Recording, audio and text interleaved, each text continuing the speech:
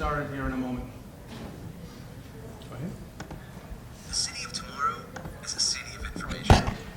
Smart cities are safer, greener, faster, friendlier. What's next? Smart cities are also more Any better competitive. volume? They're more attractive to increasingly mobile populations and knowledge-based industries. That's why visionary leaders and civic developers are planning and building smart cities today.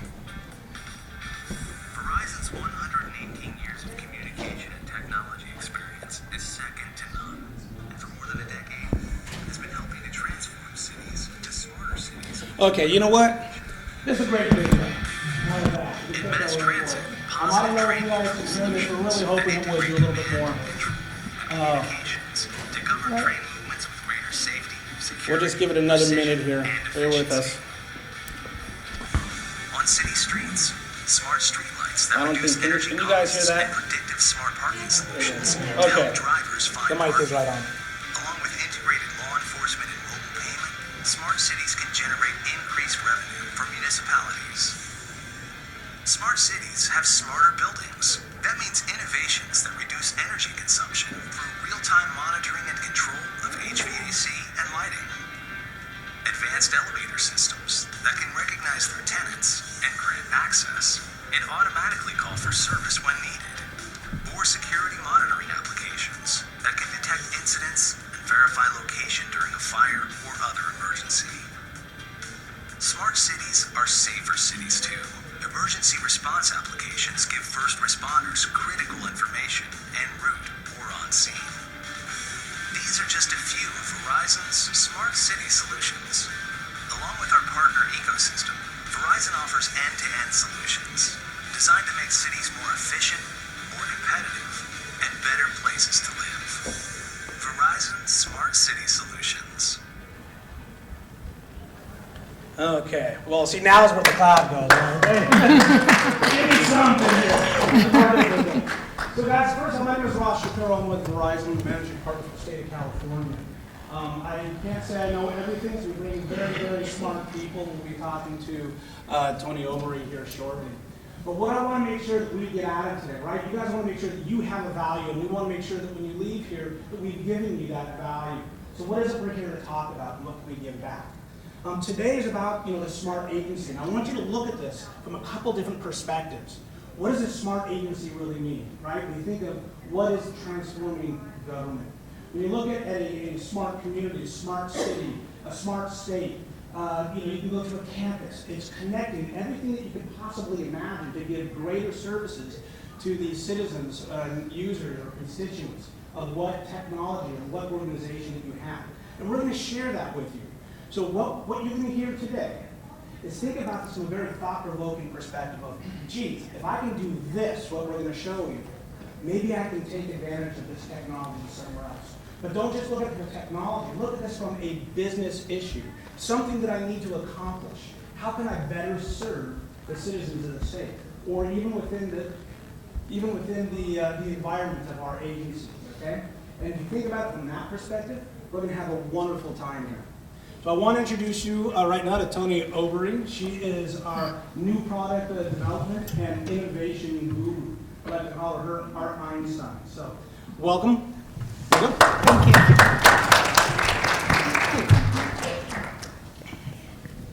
Thank you for coming to attend this session. And again, my name is Toni Oubari. I'm coming to you from Chicago. And just wanted to give you a little bit of background. I have been in information technology since '97 in networks and data communications, originally aerospace engineering, and then went into the business side with management consulting, doing IT transformations as far as Seoul, Korea. My role now within Verizon is new product development and innovation, finding services in the public sector that can help our governments work smarter and more efficiently and not harder.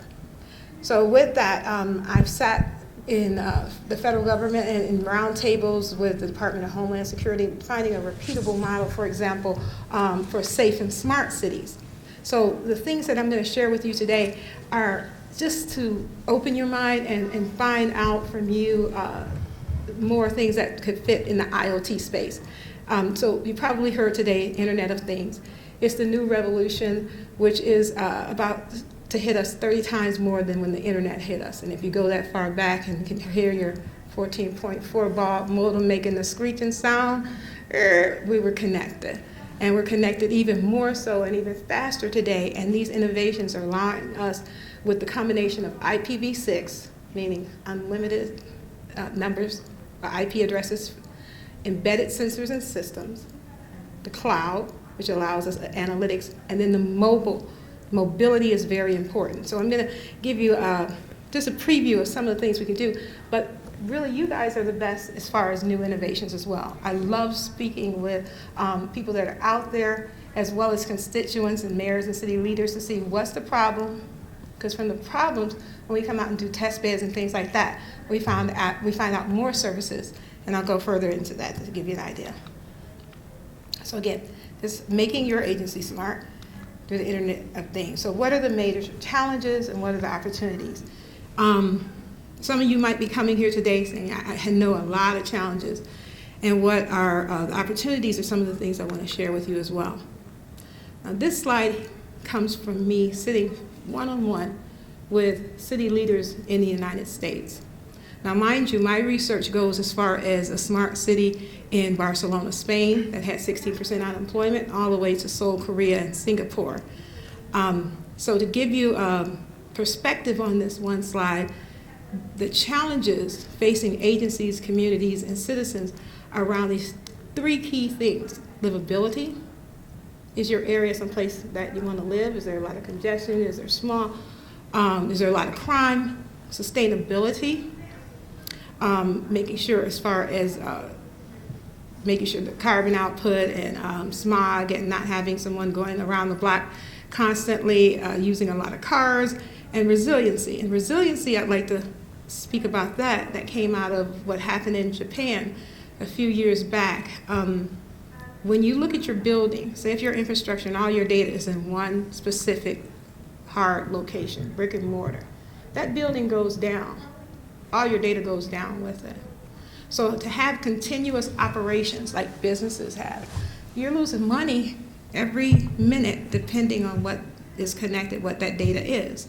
So to have continuous operations is resiliency, meaning that should any building department go down, your continuous operations are in the cloud, which we call 5 nines of service, close to 100%, to continue your business services and operations.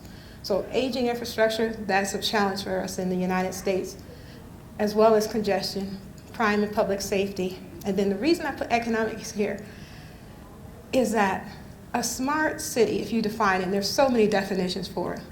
My personal definition for it, when I look at it globally, I took a class in strategic management through a Harvard professor.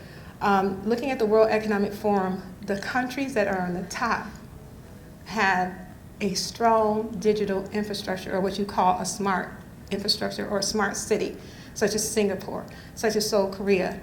The 3 countries at the very bottom, 2 were in Africa, and the very bottom was Haiti. So a smart city is very important. It's not a keyword. It keeps you with better jobs, through talent, millennials, corporations, innovation, startup. So you want to have that type of talent in your area. You want to keep it, because before we had the challenge of people leaving, say, your agency to go work for just private sector. Now they're leaving to go move to Colorado and different places where their jobs are, or they're moving now as expatriates to places such as Singapore. So a smart city is an economic development play, and every particular solution that I helped develop was one that it wasn't a nice to have. I took it from an enterprise architecture strategy, meaning that it maps from your business requirements or your problems down to your IT infrastructure. So here's an IoT framework based on, like, say, for cities, and this is coming from Navigant research. So if you look at it, your smart infrastructure is at the bottom, and that's your city's operating system. And when I say city, think of communities, counties, states. It starts with having the infrastructure, the common platform, and open data intelligent devices and control systems, and then your sensor networks with the data analytics. You probably heard a lot about that. But at the top of it is what is required in municipalities. And those are the smart policies and objectives. Environmental sustainability. Some of the things that we have in the United States are not mandated, such as in the UK. There's a mandate that every light pole has to be an energy efficient LED light pole. We don't have carbon tax right now or cap and trade, but sustainability is very important. So when you think of some of these services, you think of some of the different groups that you can partner with. Citizen well-being, we know around public safety, as well as healthcare. And then your economic viability. A city is nothing without its people. So if your community does not have that investment, the jobs and the innovation, you're really not competitive. So you want to keep that. And then the services that come in the middle are the things such as smart energy, smart water, buildings, and government. When we say, you probably heard today about government and having your citizen engagement enablement. Think of your citizen expectations. Now, I'm Verizon, constantly I hear about a smartphone, right? But a smartphone now that's a sensor in the pocket, and it has tons of sensors on it. And we have constituents that will state, I can one click and buy from Amazon, but I cannot one click and go and say, for example, get a permit for a garage sale. I've got to go wait in the line. So managing not the expectations of our customers are there. It's getting our agencies there for what their expectations are in place. So IoT fits in many areas in the consumer space, in the telematics, which is the connected vehicle, the connected car, business, as well as public sector. When we say IoT, you're going to have a sensor or embedded system. It's going to be connected, so that's the mobility place, the platform for integration, and then the application, user interface, and services come out of it. So use cases will fit much more than just this slide. And so what I shared with you is energy, and that's a smart metering. Think about that, and demand response. Healthcare, supply chain management, wellness and alerts. Ag tech, which is making efficient use of water. Especially in California, we've got quite a few wineries, and we've been working with them. For example, I don't know if anyone in the room, if you can show me hands, heard of smart dust? Smart dust? Smart dust is nanoscale sensors, nanoscale, like the piece of a hair that our federal government used to sprinkle on the ground, right? And it was connected, and it would tell you where the enemy troop movement is. Taking applications like that and being able to use that to see water and moisture contact in the soil and being able to water more efficiently has provided us many ways through sensors. So sensors are almost limitless. They have sensors that even can tell you what amount of influenza is in an area, pockets of influenza. So ag tech is an area we're looking at to save on water conservation. And then smart cities, what I'm going to speak with you today. And then shared platforms, sharing vehicle riding and things in our mobility and telematics area.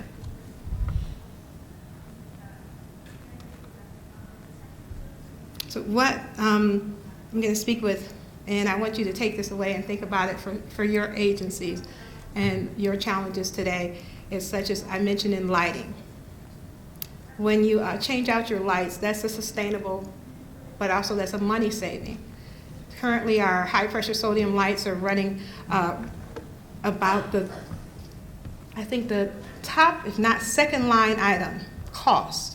And also, too, you have to change them out every 2 or 3 years. So if you've got 20,000 lights in an area, or say on your roadway, you're changing them out every 2 or 3 years, it's substantial. When you connect them, those lights then have a current stream of, they run hot the first few years and cooler the last 2. You get a significant savings of about 70%. So if you round that off, you got $1 million bill that now has went to $300,000. But connecting it, you see your infrastructure. And I'll go into that more later. Intelligent video, that's basically connected video. And when we say smart or intelligent, we're saying connected. And then intelligent traffic management as well, and that's connected. So let me just give you a little definition again. Smart, when they came up with the definition of smart, there's a smart cities that give services and better use of your resources, whether they're human or IT or energy or water, and connect it to be able to have insight into it. Intelligent is meaning now you're taking it another layer and you're adding in analytics, which is trending and analysis for predictive purposes. So it's sort of like that machine learning. So when you hear intelligent from us, it's because now we're taking it to that next level, not just reporting, but then being able to do predictive analytics. This example here on IoT for intelligent lighting, a lot of money is wasted due to the inefficient older lighting infrastructure in the United States. Last January, when I was out in Washington, D.C., President Obama had made the announcement of the Advanced Outdoor Lighting Initiative, asking for United States communities to change 1.5 million of their lights into these newer advanced outdoor lighting. One, to save on costs, to take that out, and also for the environment. So it's a major environmental impact. I was kind of disappointed to know that a group went out to China, and China has signed on to change 3 billion of their lights into these advanced outdoor lights. Now for your customers or for your constituents, a poor quality of older lights, definitely you're going to have more auto accidents. You're going to have crime, public safety risks, and then there's no alerts. And for merchants, there's no insight on marketing data. And then two, nobody is going to have crime if it's in that area, and loss of business due to public safety concerns. So just think about it. Connecting the lights. If you can just visualize a Google map of a city or community, almost on every block you've got lights, poles. Connecting those poles, not only are you saving on energy, what have you done? You've built a digital infrastructure in your city to create other smart city services, whether you need to put in the intelligent video, any type of sensors, any wayfinding. The real estate of the light, and the reason why I mentioned that and showed the infrastructure, is very important, because not only is this a cost saving, sometimes you look at your books and say, okay, she's talking about this, but then how do we get that? Well, one, in the United States, we don't have the federal funding as much as we did before, right? But we get a lot of mandates and things like that. And then I did research on Barcelona. Now, Barcelona with 16% unemployment, how the heck did they become a smart city? Through public-private partnerships, innovative funding models. And the reason why I mention that in lighting is because lighting gives you the opportunity for adding small cell technology. And what that does is that attaching a small cell, in Korea, when I was there 3 years ago, they had one every corner. That gives network densification for your cellular networks, but also, most importantly, that's non-tax revenue generation. That goes back to a municipality. Then this becomes a revenue model. When you look at digital signage, it becomes an ad revenue for your municipality. And you would probably put that in, say, your business district, revitalizing a downtown district. So this is value and benefits. Again, you could read that operation cost. That's significant. 60% reduction in the light outages, because these last 20 years, they're warranted 10 years on the half-life. 35% reduction in outage duration, because when these lights, if they should go out or they're shot out, they're reported. So let me just give you an idea of the infrastructure. They're connected with controls, so it's not just as a bulb, but it's connected in a 4G LTE network. Goes through a private connection into our cloud, where analytics are done to see the energy savings and reporting. So whoever is in charge would have either a mobile user interface, whether it's a phone, but also what's really great about it is that it'll give you the exact geolocation. So to kind of give you the story of this, in the city of Chicago, we have about 50 gangs. And some of the gangs shoot the lights out for crime. Now, you would think it's a no-brainer to call the cops and say they shot all the lights out in our block. Do you understand why someone would not do that? Why? You know? Well, sure. That's visibility to the streets. And when the streets to be lit. Right. But why would you not call the cops to tell? You could be caught and shot. The gangs the are gangs, going to caught and shot. retaliate. You're not gonna open your mouth, Yeah. right? And those lights will be out for weeks, okay? And it's usually in elderly areas, people who cannot move from areas such as that. So they become victims of crime and even copper theft. If the copper, which they pull out of the lights, these are self-reporting, meaning that should something happen, you get an alert, and the alert basically comes on the phone with the exact geolocation. So that use case is important because, one, you can't put any ROI on a life, but then also having the geolocation, as well as other innovations that we have as far as being able to communicate audio through certain of the poles is very important. So I like to share that because of the fact that now you see that this is not just a light bulb. It's not your grandpa's light bulb. This is your infrastructure that give you insight, the beginning point into your city. Intelligent traffic management. Studies have shown that when it comes to traffic and congestion, say for example, a study in Brooklyn, New York, showed that 30% of traffic was just people going around the block looking for parking spaces. So a goal in IoT is really to try and not build more bigger highways or more parking spaces, but to take some of those cars off the road with predictive parking, knowing exactly where to go, but also with saving things such as signal optimization, priority services, and adaptive signal control. Now, how I like to put this in a story, a use case for you, is that I was in an earlier session that was speaking of IoT. An important thing that is not here is the aging of America, right? And a lot of Americans want to age in place. They want to stay in their home. So when you look at the sensors and embedded system in IoT, it was mentioned about smart skin, where it's connected to the skin. But beyond that, beyond the commercials that say I've fallen and I can't get up, there are sensors that will help, say if you had an elderly parent that's at home, that would kick off an event should they have a heart attack, that kicks that off to the doctor's office, that kicks that off to the hospital, the ER, then kicks that off to the emergency management vehicles that come out, and then you have the signal lights all the way down that street turn green. That's what we're talking about, not just these one agency solutions, but when the agencies talk together, meaning that having a master data management plan where there's no silos, but knowing this is relevant to this, that's relevant to this. Those things are important. And a use case in the city of Chicago is we had a heat wave 3 years back, and there were hundreds of elderly folks that were dead in their apartments. Once it was discovered, we didn't have enough cooling places to take the bodies, that they had to ship in cooler trucks to put the bodies in. So again, it's very important to understand the potential, the opportunity of the IoT, but then also understand some of the products and services that are in place today. This is showing you, say, for example, 20% reduction in travel time. And what this is connected, going into the cloud, is taking analytics, is understanding how many cars are going by, what time of the day, and through machine learning, it begins to give trending and analysis of what time the lights should go through.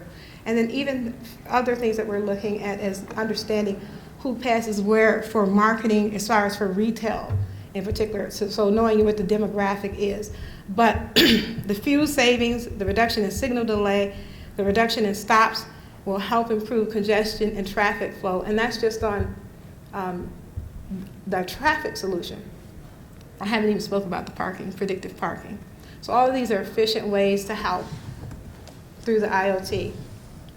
Intelligent video is something that is very important. We understand that no agency, unless there's a new city being built, has a greenfield command and control center.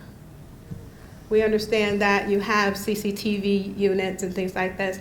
This is a way to provide you, say, in your rural areas or areas that you don't want to dig, real quickly we can connect video. This video is going over 4G LTE network, but most importantly, it has video management system that does analytics. So if you think about it, it's going to the cloud, and it's through the geolocation, as I mentioned, being able to show. So say, for example, this is on a pole, as I mentioned, and an event happens. Or say there's a gunshot. Now, there's sensors for gunshot triangulation. For you to have insight into your municipality to know exactly where that is, and then if you have open data, to be able to put in and integrate that historical data of how many criminals are on that block, or who's on house arrest, or who is a sex offender. You would have all of that insight into your city to work smarter instead of harder. But most importantly, studies have shown that there are humans that are in your command and control center, and they sometimes have fatigue. Or, worst case scenario, if your command and control center was compromised through anything, or if it through weather or something was knocked down. By this being in the cloud, no matter what, it's going to continue to work. It's going to continue to provide insight.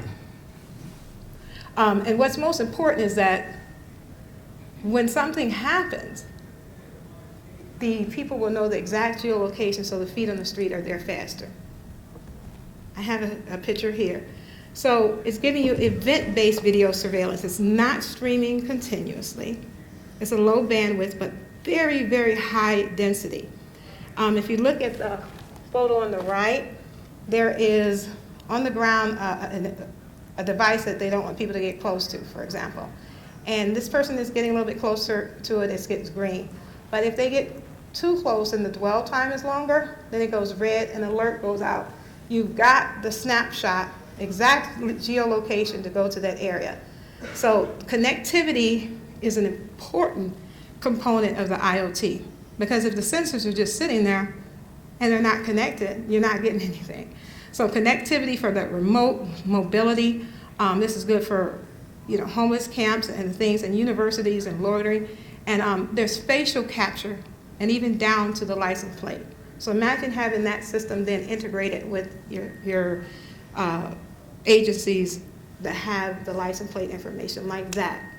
If there's anything related to, say, an Amber Alert, you really have insight into your city. And I also use a use case, if you remember, of the young kid that jumped the fence and then ended up in the wheel of the plane in Hawaii. When you have this type of system,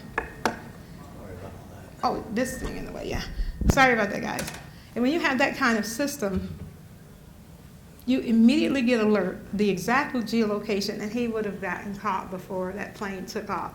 And that's very important, because it's basically a video management system that's put in place that is giving you the information, actionable insight and data.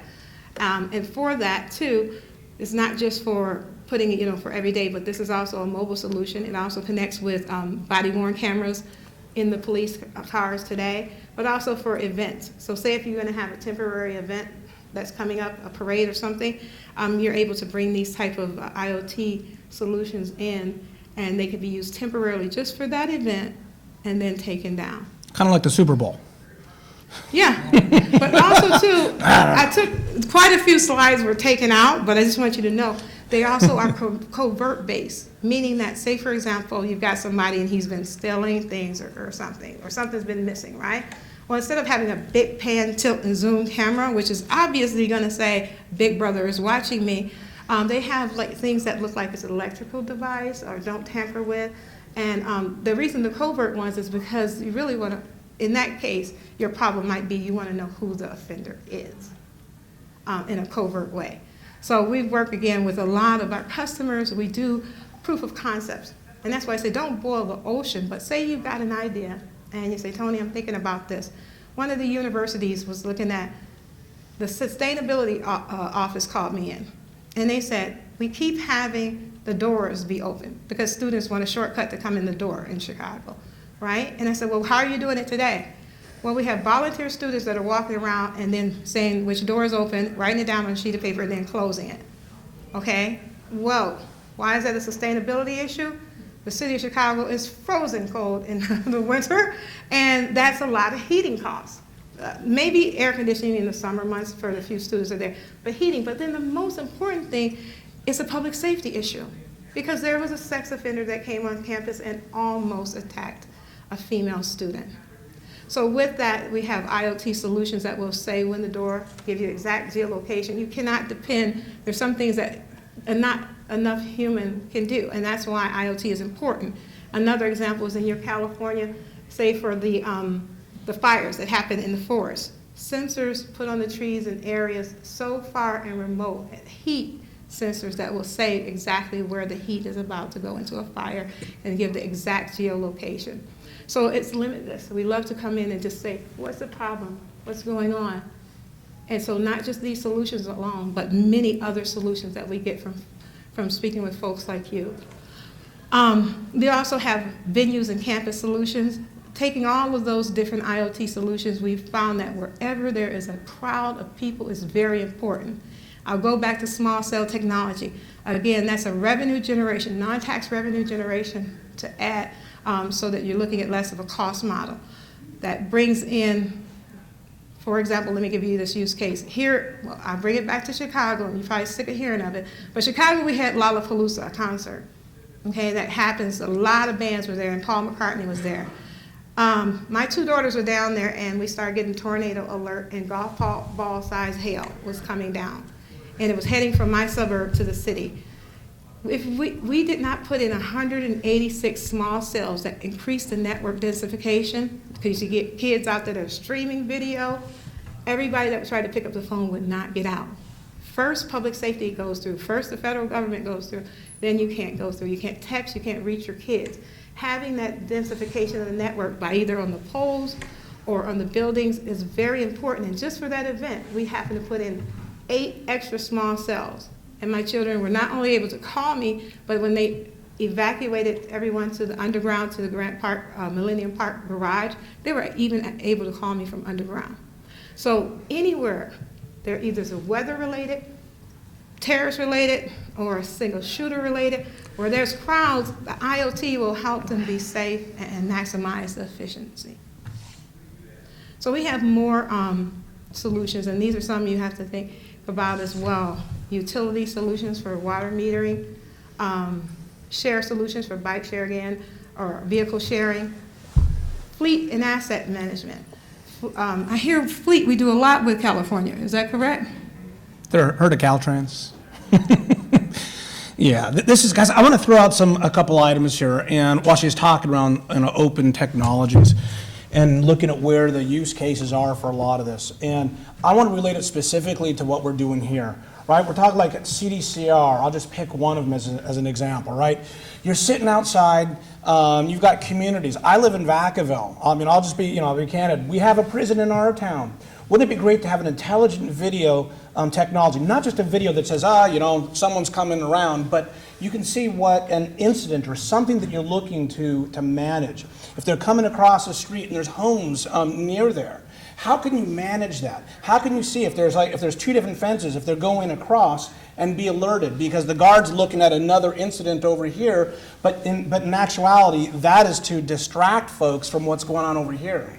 You look at DWR, right? You have levees and reservoirs, whether it's an intelligent video component here or you have sensors that are sitting right on the levee itself and you have an earthquake. Well, you can't have 20 people up and down the miles and miles of area. You have these sensors that can detect the movement. You can detect whether or not there is too much moisture or if there's the floodwaters. We had a lot of rain. If there's too much water and it happens to be coming over the levee, how do you sense that? Right? I mean, Han Vineyards, you were talking about, some things earlier. You guys have heard of Han Vineyards somewhere in Napa, Sonoma area? We did the technology. We did it in partnership with one of our suppliers that has some drone technology, but we connect and have the technology to go in and put these sensors in different areas within the winery, or the vineyards, to detect which areas have different moisture contents to determine whether or not they should start releasing water. And how do you get the greatest yield? And depending upon the amount of water, if there's less water, you can have a more richness flavor within the grape, so you don't want to overwater. Right, and you keep looking at these various aspects. So these are just some of the different technologies that she was sharing in there that you can start to look at. This is the think out of the box concepts. And then, thank you so much for that, especially from a local person, so you don't have to just hear about Chicago. You'll hear more.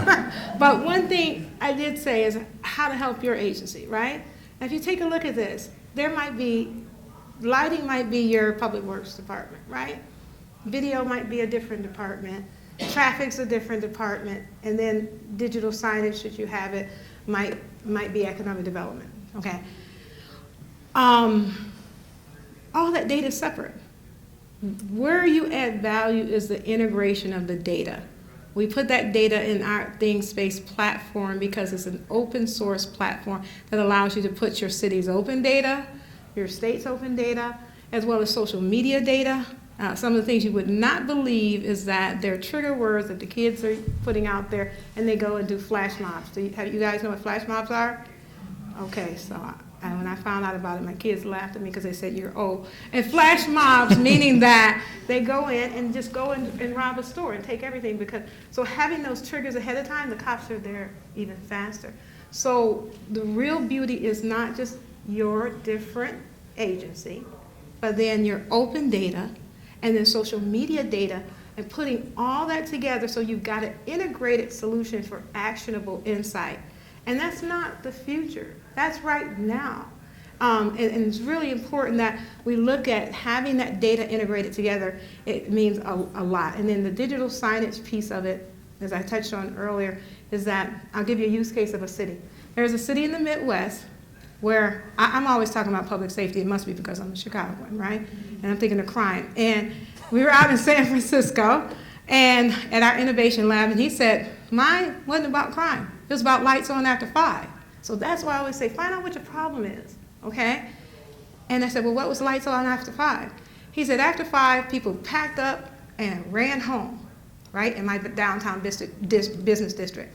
We put in lights that had audio, streaming music, as well as with the digital signage that gave welcome to the city, but it also gave where the restaurants were having a special. It gave information on happy hour and things like that. The mayor basically said, my people are, quote, boogieing in the street. He said his biggest problem is when he goes to city council meeting is the track. He said, can I at least once have blue suede shoes by Elvis? And he said the young kids want something different.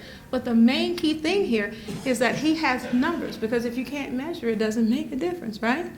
He has measurements of how this has increased the economic development and revitalization of his downtown district.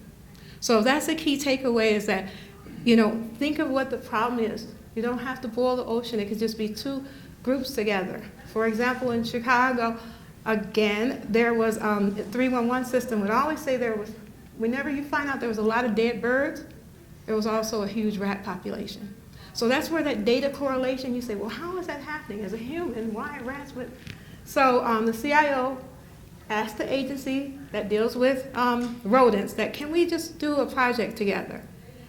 And what they did is they found historical information of when we put in rat poison in one area, where the populations would migrate to. So they targeted the area that they had found from the data, put in poison, but then put in the poison from the historical areas that they moved to, and brought the rat population down by 70%. So that's partnering with one agency. You get a win together, and then you could look at other problems. So that's just an example I want to share with you, so you don't have to boil the ocean. And then this is again showing you a municipal network diagram, meaning that the lights just basically becomes your digital infrastructure for so many things. As he mentioned, we have environmental sensors that give seismic for earthquakes, for weather, for water, for so many things. And even as they're continuing to make them, we just say, let's sit down and talk, because there's so many more that we can put in there. But again, that's going over 4G, Wi-Fi, or Ethernet, and then going into a mobile device. So I think this is our last slide. Basically, just giving you a vision for your agency and municipality of working together. If, for example, your energy and wastewater, if you had a leak, right? And you're able to now give alerts to your citizens. You're able, through traffic adaptive signaling, instruct or reroute the traffic. Smart lighting, if you have it, we put the audio alerts or the announcement or instructions, or the digital signage which tell you which way to go. And then through the open data, you give the smart city info to your citizens as well. But all of this being integrated, not meaning that we're bringing a million services. We know agencies have services. By having it in an open vendor agnostic type of platform where we can integrate and put that data together and put in historical data. Now you have an integrated data infrastructure for insight. That makes your city smarter, more efficient. Also, too, again, as I said, taking the studies all the way back, that brings in the talent, the startups, the headquarters for businesses, and the economic development. So when I say smart city, I say an economic development play efficiency, but also to build more tax revenue as well as non-tax revenue for your municipality. So thank you. And I'll open up to any questions. Do we have time? So yeah, we do have a little bit of time. And I know whether we have some questions, it would be good, but I want to share some, very close to home stuff that we have here. The idea that we have behind this, and it's here today, okay, when we talk about transforming government and where we're going, look at your specific agency and go, geez, if we had the ability to have some open platform, again, this, however you want to look at this, but an open ability. Or municipal cloud, that's what we say. Municipal cloud, but that has the ability for, say, CDCR to have a connection, I say to DWR, because when there's floods and water management, for CAL FIRE to identify that there's a fire and have these sensors, right, in an open environment that has the ability to manage this information and transfer it to Cal OES, because all of a sudden one of the planes had a problem that was dumping some of the fire retardant in a certain area. Or maybe they had the fires in around Lake Berryessa, there wasn't enough water. So how do you alert and communicate cross-agency? Now, Cal OES today, we do have a center that a number of you may have seen, the Op Center. And it's great, but how do we really enact this in the field? And it's not just for emergencies. This is an area, a life of data collection, and what do we do with it? And that's really, when we look at this entire environment, is each agency has its own independent information. How do we start to share it? How do we start to make use and value of what this really means? What information is usable? When we look at what you're talking about, a potential revenue model. Right? How do you manage? We've got smart meters that actually can tell you whether or not there's a space available for someone to park. Whether it's state agencies, communities, wherever it may be. And now there's an app that can tell you, oh, by the way, here's a space available. Think about the congestion just on the streets that get eliminated, plus you now have a new revenue stream.